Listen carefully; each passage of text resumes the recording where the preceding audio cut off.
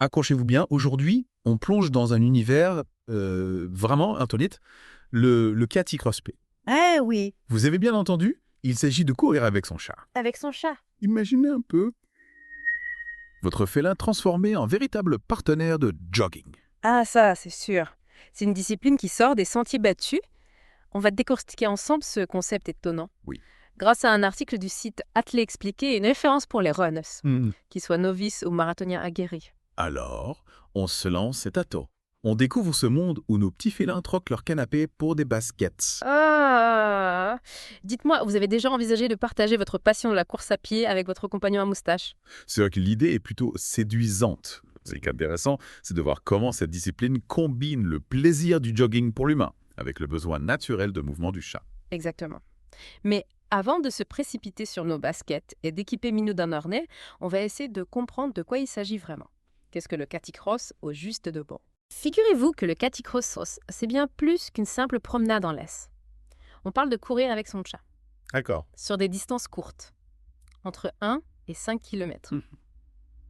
L'article insiste sur un point crucial. Le parcours doit être pensé pour le chat, avec des obstacles adaptés et sécurisés pour lui. Tiens, ça me fait penser à ces parcours d'agilité pour chiens. Mais en version miniature pour nos félins, on imagine des petits tunnels, des rondins de bois à franchir, un vrai terrain d'aventure pour nos petits explorateurs. Tout à fait. Le but, c'est de faire vivre une expérience positive et stimulante autant pour le chat que pour le coureur.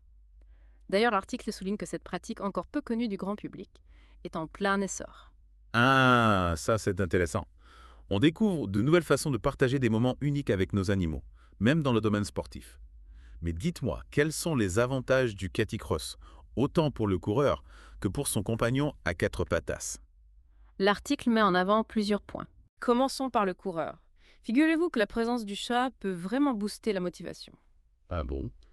C'est une source d'énergie et de dynamisme supplémentaire. Ah oui, je vois le tableau tablouette. Un petit coach personnel poilu, mais en beaucoup plus mignon, yes. Exactement. Et puis courir en harmonie avec son chat, c'est un excellent exercice de coordination et d'agilité.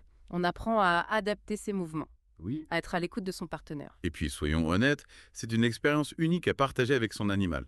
Un vrai moment de complicité. Vous en pensez quoi? Absolument. Du côté du chat, les bénéfices sont tout aussi nombreux. Le caticross lui permet de répondre à son besoin naturel de courir et d'explorer. C'est un formidable exutoire pour son énergie. On sait bien, les chats peuvent être de vraies petites tornades quand ils s'y mettent. Cette discipline leur offre un cadre idéal pour se dépenser sainement. Tout à fait. Et pour les chats un peu timides ou anxieux, le caticross peut être un excellent moyen de les sociabiliser. La présence de leur humain, le contact avec la nature, tout cela contribue à les mettre confiance. Ah oui, c'est vrai, un peu comme une thérapie par l'aventure. Et puis, on ne va pas se mentir, l'activité physique régulière, ça favorise la bonne santé du chat et ça aide à prévenir le surpoids. On est d'accord. Tout à fait. C'est un atout indéniable. Mais attention, l'article insiste bien sur le fait qu'il faut choisir le bon chat pour cette activité. Tous les félins ne sont pas forcément faits pour devenir des champions de course à pied. Ah bon. C'est d'être l'eau, mon gros matou qui passe sa journée à dormir au soleil, il ne serait pas le candidat idéal. Disons qu'il a des profils plus adaptés que d'autres. Idéalement, on recherche un chat sociable, curieux, Mhm. qui aime explorer. Un chat dynamique, joueur, capable de suivre le rythme. Et bien sûr, en pleine forme, on ne veut pas mettre son animal en danger. Je comprends mieux. Il faut donc bien choisir son partenaire de course. Mais une fois qu'on a trouvé le candidat idéal, comment le préparer au grand saut? On lui enfile un jogging et hop, c'est parti fait. Pas si vite. L'article recommande une approche progressive. On commence par familiariser le chat avec le harnais. On le laisse le porter quelques minutes par jour en le récompensant pour qu'il associe cet équipement à quelque chose de positif. Un peu comme un apprentissage par le jeu, en somme. Exactement. Ensuite, on passe à l'entraînement, à la marche en laisse, des petites promenades tranquilles pour qu'il s'habitue à vous suivre. Et petit à petit, on augmente l'intensité. On passe à un trot léger, puis à la course. D'accord. Toujours en s'adaptant au rythme du chat. Une préparation en douceur, donc, à l'instant. Et une fois que le chat est prêt, comment choisir le parcours idéal? On peut l'emmener partout avec nous. Là encore, l'article met l'accent sur la sécurité et le confort du chat. On privilégie un terrain plat sans obstacle majeur. Un sentier ou une piste cyclable, par exemple. Il faut éviter les zones trop fréquentées qui pourraient stresser l'animal. Ah oui, on imagine bien la panique du chat au milieu d'une foule. Exactement. Et il faut aussi penser à la chaleur. Un parcours ombragé sera beaucoup plus agréable pour le chat, surtout en été. On a donc le chat, on a le parcours. Parlons équipement maintenant. De quoi a-t-on besoin pour pratiquer le caticross en toute sécurité? L'équipement est primordial. On commence par le plus important. Un harnais et une laisse spécialement conçus pour la course. Le harnais doit être confortable et sécurisé, et la laisse solide et ajustable. On oublie la laisse de promenade classique donc. Tout à fait. Et puis, il faut penser à l'hydratation du chat. On prévoit une gourde avec de l'eau fraîche. Et bien sûr, un collier d'identification au cas où il y aurait une petite escapade imprévue. Mieux vaut prévenir que guérir. Et du côté du coureur, l'équipement est-il aussi important? Bien sûr, des vêtements adaptés, respirants et confortables pour le coureur comme pour le chat. On évite les matières qui pourraient imiter la peau ou retenir la chaleur. On veut que tout le monde soit à l'aise. Parfait. On a donc le chat, le parcours, l'équipement. On est fin prêt pour la course. Absolument. Mais pendant l'effort, comment s'assurer du bien-être du chat? Y a-t-il des signes auxquels il faut être attentif? Ah, absolument. Il faut être à l'écoute de son chat. Observer son comportement, son langage corporel. S'il montre des signes de fatigue, s'il halète excessivement, s'il ralentit le rythme, il faut absolument faire une pause. C'est le chat qui dicte le rythme, en quelque sorte. On n'est pas là pour le forcer. Exactement. Le plaisir et le bien-être de l'animal doivent primer. On n'hésite pas à adapter son allure, à faire des pauses régulières, à proposer l'eau fraîche. Et surtout, on ne force jamais son chat à courir s'il n'en a pas envie. C'est une excellente philosophie. On a parlé de la préparation, du déroulement de la course. Mais concrètement, où peut-on pratiquer le caticross? Il y a des endroits dédiés. L'article mentionne que cette discipline est encore émergente. Il n'y a pas encore de structure dédiée au caticross partout. C'est un peu comme les débuts du jogging, il y a quelques décennies. Exactement. Mais il existe des pistes pour trouver des lieux adaptés. On peut se renseigner auprès des associations félines, de certains clubs de course à pied, des parcs et espacaires. Il faut parfois être un peu pionnier pour trouver les bons spots. Tout à fait. Et n'hésitez pas à vous renseigner sur Internet, sur les forums dédiés aux animaux de compagnie. On y trouve souvent des informations précieuses. Alors, on récapitule l'été. Pour pratiquer le caticross, il faut un chat sociable et en bonne santé, un bon équipement, un parcours adapté et surtout beaucoup d'attention au bien-être de son compagnon félin. On est d'accord? Tout à fait. Et n'oubliez pas, le caticross, c'est avant tout un moment de plaisir partagé. Une occasion de renforcer les liens avec son animal tout en pratiquant une activité physique. C'est vrai. On dirait que vous êtes prêt à vous lancer vous-même dans le caticross. Oh, qui sait, c'était doux. Apprenons au Calesti. Peut-être que je me laisserai tenter par l'aventure, mais... En tout cas, le caticross semble être une discipline prometteuse. Mais est-elle accessible à tous? Y a-t-il des contre-indications? On en parlera dans la deuxième partie de notre exploration, Cass. Avec plaisir. J'ai hâte de vous en dire plus. Restez avec nous. Et nous revoilà pour la suite de notre exploration du caticross. Après avoir découvert les bases de cette discipline étonnante, on va maintenant se pencher sur les aspects plus pratiques et surtout on va répondre à une question importante. Est-ce que tout le monde peut se lancer dans l'aventure du caticross? Ah oui, c'est vrai. On a beaucoup parlé des préparatifs, du choix du jockey nous-mêmes pour mais est-ce qu'il y a des contre-indications, des choses auxquelles il faut faire attention avant de s'élancer sur les sentiers avec son félin?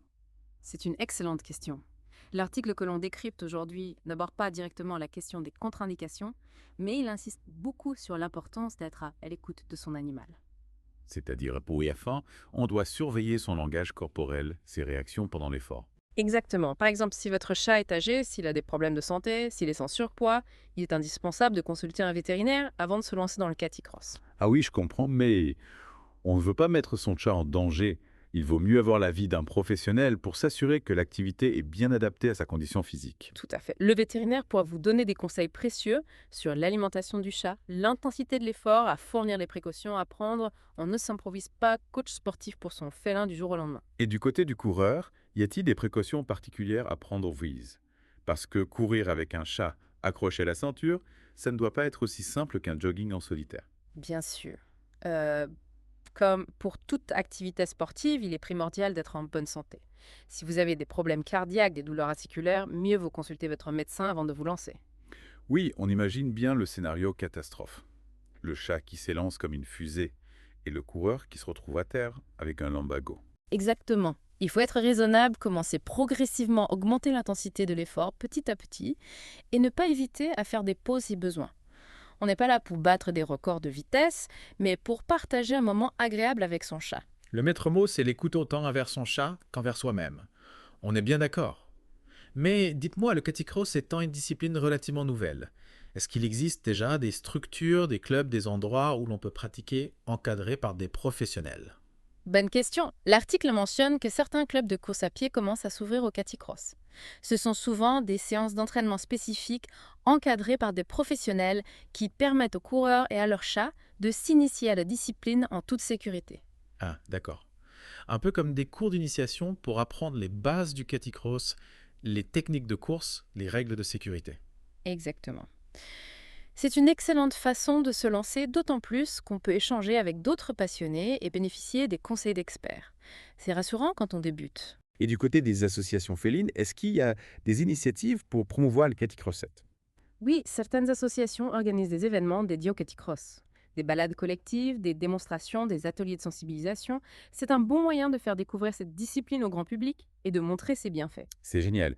Et puis, j'imagine que ces événements sont l'occasion de rencontrer d'autres passionnés, des professionnels, des vétérinaires, des comportementalistes. C'est un vrai plus pour ceux qui veulent se lancer. Tout à fait. On sent que le caticross suscite un véritable engouement. Reste à savoir si c'est une mode passagère ou une tendance qui va s'inscrire dans la durée. C'est la grande question. Difficile de prédire l'avenir, mais en tout cas, le caticross semble s'inscrire dans plusieurs tendances de fond, comme le besoin de se reconnecter à la nature, de partager des activités avec ses animaux, de prendre soin de leur bien-être. Vous avez raison. Et puis, il faut bien admettre que le concept du caticross est plutôt original et amusant. On est loin des clichés du chat pantouflard. Ah, ça c'est sûr! Le chat, ce nouveau sportif prêt à défier les sentiers. Mais avant de conclure cette deuxième partie, j'aimerais qu'on revienne sur un point essentiel, la sécurité. Quels conseils peut-on donner aux coureurs pour éviter les accidents? La sécurité est primordiale. L'article insiste sur plusieurs points. Tout d'abord, on ne lâche jamais son chat en liberté pendant la course. Il doit toujours être attaché à sa laisse, même si le parcours semble sécurisé.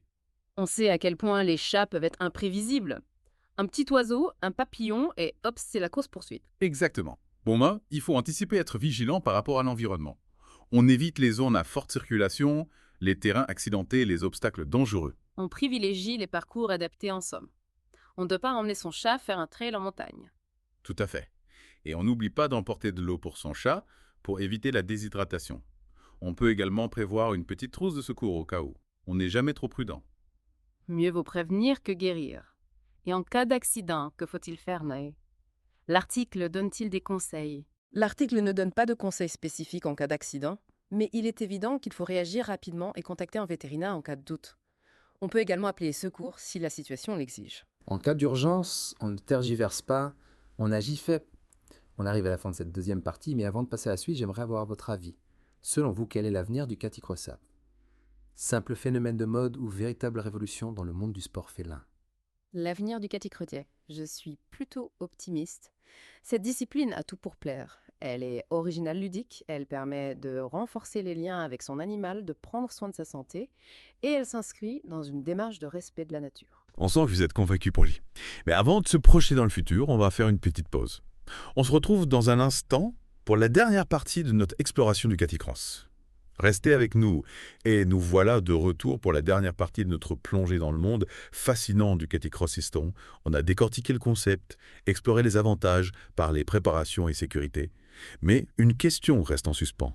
Le caticross est-il une simple mode passagère ou une véritable révolution dans l'univers des chats sportifs? Ah, la grande question de prédire l'avenir, c'est toujours un exercice périlleux, mais on peut essayer de décrypter les signaux, d'observer les tendances. Et il faut dire que le caticross a pas mal d'atouts pour s'installer durablement dans le paysage. Oui, c'est vrai. On a l'impression que cette discipline répond à une vraie demande, à un besoin de plus en plus présent dans notre société. Absolument. Ok. On constate un engouement croissant pour les activités sportives partagées avec nos animaux de compagnie. Regardez le canicross, par exemple. Il a explosé ces dernières années. Oui, c'est vrai. On croise de plus en plus de coureurs accompagnés de leurs chiens, dans les parcs, les forêts, même en ville. Et cette tendance s'étend tout naturellement aux chats. Il y a une vraie prise de conscience du besoin de nos félins, de se dépenser, de s'exprimer physiquement. On sort des clichés du chat pantouflard confiné à l'intérieur. Exactement. On réalise que nos chats ont aussi besoin de se défouler, d'explorer, de vivre des aventures, et le caticross leur offre cette possibilité, tout en permettant de renforcer les liens avec leur humain. Oui. C'est un vrai moment de partage, de complicité, où grandeur et chat. Sans oublier l'aspect ludique, Courir avec son chat, franchir des obstacles, explorer de nouveaux terrains. C'est une expérience qui sort de l'ordinaire, autant pour le chat que pour le coureur. Et puis, soyons honnêtes, il y a aussi un côté un peu tendance, un peu cool à pratiquer le caticross. On imagine déjà les photos et les vidéos qui vont inonder les réseaux sociaux. Le chat, ce nouvel athlète, star des temps modernes. Ah ça, c'est sûr, le potentiel mignonnerie du caticross est énorme. Mais au-delà de l'aspect mode, il y a une vraie réflexion sur le bien-être animal qui est au cœur de cette discipline. L'article que nous avons lu insiste beaucoup sur ce point. Oui, c'est essentiel. Le caticross ne doit pas devenir une contrainte pour le chat. Il faut toujours s'assurer qu'il prenne plaisir à l'activité, qu'il ne soit pas stressé ou surmené. On est bien d'accord. Absolument. On adapte le rythme, on fait des pauses, on propose de l'eau régulièrement et surtout on observe son chat. On est attentif à son comportement. S'il montre des signes de fatigue, on s'arrête. Le bien-être du chat avant tout. On n'est pas là pour faire un marathon, mais pour partager un moment agréable avec son compagnon moustache. Exactement. Et puis, n'oublions pas de féliciter son chat, de le récompenser pour ses efforts. Un peu de renforcement positif, ça fait toujours du bien. Finalement, on a l'impression que le caticross, c'est bien plus qu'une simple activité sportive. C'est une véritable philosophie de vie, basée sur le respect, la complicité, le partage avec son animal. C'est une très belle conclusion.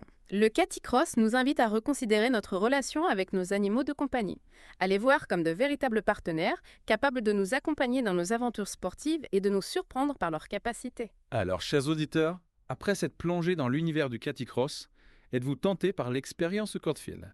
N'hésitez pas à partager vos impressions, vos questions, vos anecdotes avec nous. On a hâte de savoir ce que vous en pensez. Et on se retrouve très bientôt pour une nouvelle exploration dans un tout autre domaine. Restez curieux.